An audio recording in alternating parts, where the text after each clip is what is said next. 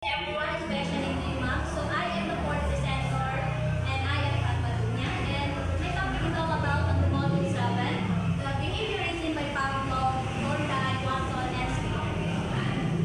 The theory of behaviorism focuses on the study of observable and memorable behavior. It emphasizes that behavior is mostly learned through conditioning and reinforcement. So meaning to say that if we are going to study a behavior of somebody, is